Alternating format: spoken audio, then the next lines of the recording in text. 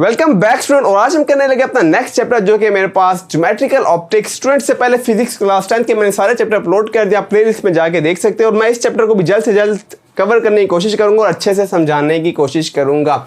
Student हम देखते हैं ज्योमेट्रिकल ऑप्टिक्स है क्या। स्टूडेंट ये वो ब्रांच है हमारे पास ऑप्टिक्स की जिसमें हम ये देखते हैं कि जो लाइट जब प्रोपेगेट करती है तो उसका क्या बिहेवियर हो रहा होता है और हमें क्या क्या देखने को मिल रहा होता है।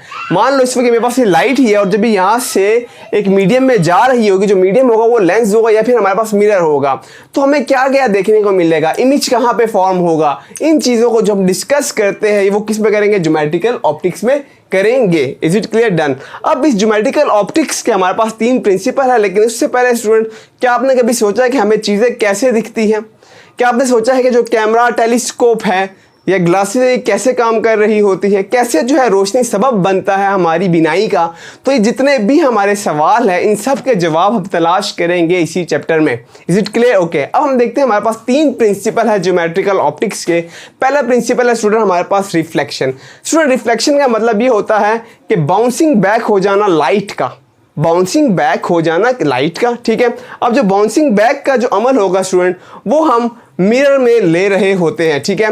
लेंस में भी बाउंसिंग बैक हो रहा होता है, लेकिन हम जो मेन जो बाउंसिंग बैक जो ज़्यादा अच्छे से बाउंस बैक हो रहा होता है लाइट, क्योंकि लेंस में तो कुछ गुजर जाता है और कुछ हल्का बुल्का ऊपर बाउंस होता है, तो जो फुल बाउंस बैक हो रहा होता है लाइट वो मिरर में होता है। तो दैट्स वाई जब हम रिफ्लेक्शन का अमल पढ़ेंगे वो हम किस में देखेंगे, वो हम मिरर में देखेंगे। डन। अब जिस तरह मेरे पास मिरर है, मैं यहाँ पे लाइट स्ट्राइक करवाता हूँ, देखिए मैं मिरर पर लाइट स्ट्राइक करवा रहा हूँ और आपको बखूबी दिख रहा होगा कि वो स्ट्राइक करने के बाद हम वो स्ट्राइक करने के बाद हमारे पास क्या हो रहा है, बाउंस बैक होके आगे जा रहा है। तो इस अमल को हम क्या बोलते हैं, रिफ्लेक्शन बोलते हैं। Simple, clear. और रिफ्लेक्शन किस में देखेंगे, मिरर में देखेंगे। Done, clear, okay. दूसरा जो हमारे पास स्टूडेंट में प्रिंसिपल है वो हमारे पास आ जाता है रिफ्रैक्शन का।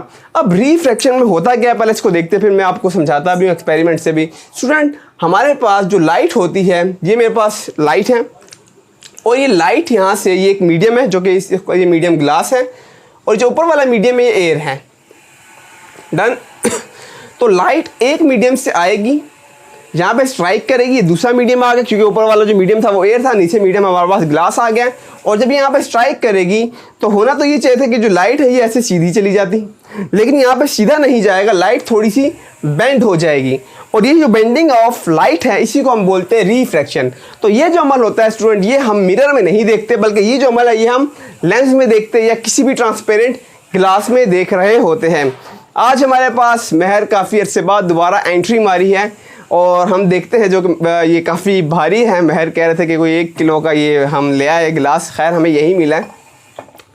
तो स्टूडेंट अभी हम देखेंगे यहाँ पर कि कैसे जो है जब लाइट यहाँ पे हम स्ट्राइक करवाते हैं तो वो कैसे हमारे पास बेंड हो रही है, वाकई बेंड होती भी है या नहीं होती। तो स्टूडेंट यहाँ पे इस वक्त मेरे पास ये एक लाइट है जिस तरह देख रहे हैं आप, और जैसे मैं इस लाइट को यहाँ पे स्ट्राइक कराऊंगा तो जो ऊपर मीडियम है वो एयर है और नीचे जो मीडियम आ गया वो ग्लास आ गया। अब ग्लास में जैसे मैं स्ट्राइक करवाता हूँ, अभी आप ग्लास के ऊपर देखिए पहले स्टूडेंट, ग्लास के अगर ऊपर देख रहा हूँ तो ये लाइन कुछ यहाँ से ऐसे करके जा रही है। डन। इस पॉइंट को मैं यहाँ पे लगा देता हूँ ताकि आपको नज़र आ जाए कि अभी जो लाइट जा रही है वो देखें तकरीबन वो यहाँ पे आ रही है। ऐसा है कि नहीं है स्टूडेंट? ये मैं लगा दिया, ये ऊपर से भी मैंने स्ट्राइक करवाई है। जब हम लाइट को इस मीडियम के अंदर से गुजारेंगे स्टूडेंट तो आप देखिएगा अभी ये देखें, जब मैंने इसको अंदर से गुजारा तो आपको बखूबी दिख रहा होगा कि लाइट जो है यहाँ से टकराने के बाद कुछ यहाँ पे ऐसे हो गई, बेंड हो गई। मैं दोबारा इसको ऊपर सरफेस पे ला रहा हूँ स्टूडेंट, देखे लाइट ऊपर आ गई, ये ऊपर है, अच्छा ये ऊपर आ रही है, देखे मेरे हाथ पे भी आ रही है, ऊपर अभी है। लेकिन जैसे ही मैं लाइट को शीशे के अंदर से गुजारता हूँ तो आप देख रहे हो कि लाइट जो है बेंड हो रही है, काफ़ी आपको बखूबी दिख रहा है कि पहले लाइट ऐसे आ रही है, जब मैं हटा रहा हूँ तो लाइट ऐसे जा रही है। तो स्टूडेंट ओके सॉरी। तो स्टूडेंट यही हमारे पास जो होता है, यही अमल हमारे पास क्या कहलाता है, यही अमल हमारे पास क्या कहलाता है, रिफ्रैक्शन का, कि जो बेंडिंग हो जाता है लाइट का। हम इसको मज़ीद डिटेल में आने वाले टॉपिक्स में देखेंगे। आज जस्ट इंट्रोडक्शन है चैप्टर का, तो इसलिए मैं इसके मज़ीद अभी उसमें नहीं जा रहा, डीप में नहीं जा रहा कि इंसिडेंट कौन सी रे है, ठीक है, ये रिफ्लेक्शन कौन सा हो रहा है, रिफ्लेक्टेड कहाँ पे आ रहा है, ठीक है, थीटा कहाँ पे बन रहा है, एंगल कहाँ पे बन रहा है, वो सारी चीज़ें हम आगे डिस्कस करेंगे। नॉर्मल कहाँ पे है, वो सब चीज़ें हम आगे डिस्कस करेंगे। स्टूडेंट लास्ट में जो तीसरा प्रिंसिपल है ज्योमेट्रिकल ऑप्टिक्स का, वो इमेज फॉर्मेशन है कि इमेज कैसे बनती है, मिरर में इमेज कहाँ पे बन रही होती है, लेंस में इमेज कहाँ पे बन रही होती है। लेंस एक ट्रांसपेरेंट हमारे पास मीडियम होता है, तो उसमें इमेज कहाँ पे बन रही होती है।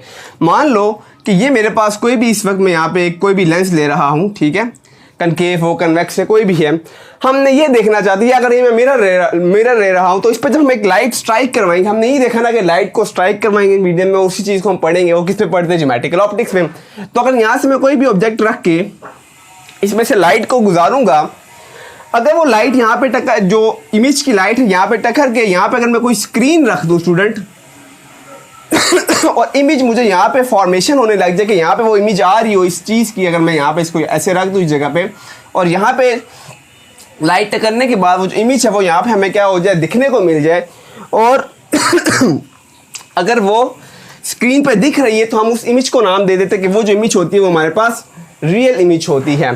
तो इस सिचुएशन में अगर यहाँ पे मुझे इमेज दिखेगी वो रियल होगी, लेकिन अगर वो उल्टी हुई, यहाँ पे ऐसे उल्टी दिख रही हुई, तो उसको हम नाम दे देंगे कि वो रियल भी है लेकिन वो इन्वर्टेड है। Is it clear? Done? Okay student, मान लो कि हमें अब की बार जो इमेज है वो स्क्रीन पे नहीं देखने को मिल रही।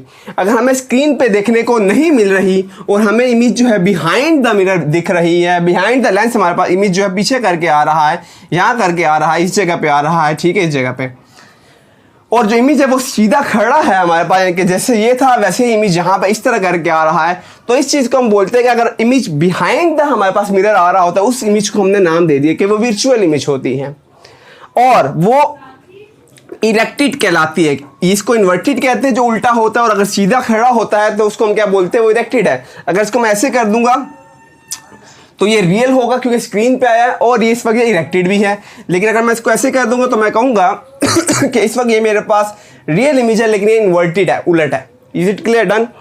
स्टूडेंट, इस चीज़ को भी जस्ट आपने हल्का फुल्का रिमेंबर रखना है कि मैंने ये बताया कि हमारे पास रियल इमेज होता है, वर्चुअल होता है, इन्वर्टेड होता है, इरेक्टेड होता है।